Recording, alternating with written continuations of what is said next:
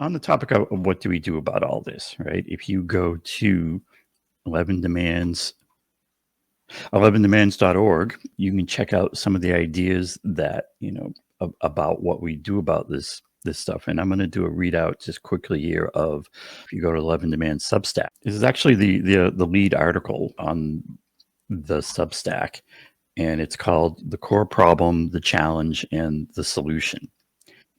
And there's a picture here of our cast of characters, the billionaires.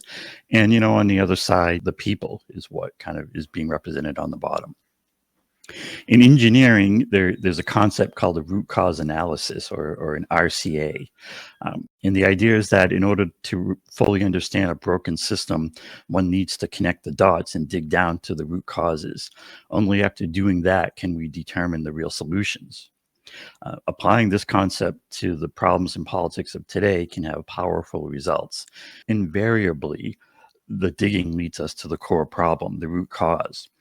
Our capitalist system pushes massive wealth and resources into the hands of a small number of billionaires, and they use those resources to corrupt the government to act in their interests, further increasing their wealth, on and on. It's the MC part of MCDS, MC, money and corruption. So what do we, the 99%, do about it? The key player in this system is government.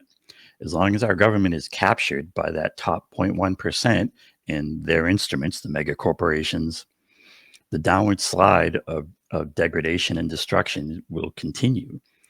Any serious root cause analysis leads to this conclusion. Conversely, a decorrupted government, one that is truly acting in the interests of the 99%, could take any number of actions that would improve the material conditions of average people. In the 11 demands list, if you look through demands 2 through 11, you'll see descriptions of these actions.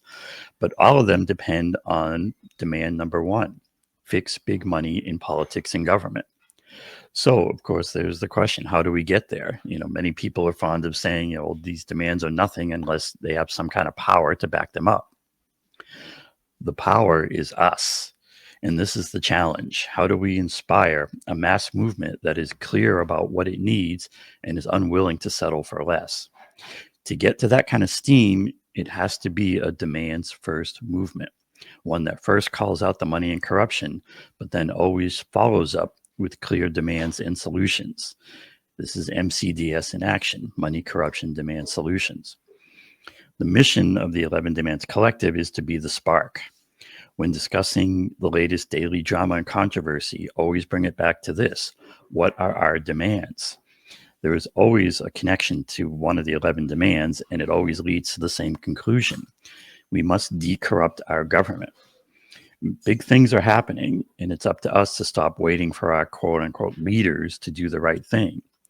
So be a part of the 11 Demands Collective and be a part of the solution. And 11 Demands Collective, you can click through it. It's about being part of this, about being really tuned into, MCDS is the big part of it. Let me bring up this part of, the 11 Demands Pledge is always educate people on the corruption, identify the core problem, describe the solutions in demand number 1, which gets into constitutional amendment. Money's not speech, corporations aren't people. It gets into real regulations. It's about clean elections. It's things like that. And the biggest thing I'd ask of people is to always keep in mind MCDS, money, corruption, demand, solutions. If you use that framework to analyze things and look at things through that, I think you can get a clear vision of what's going on.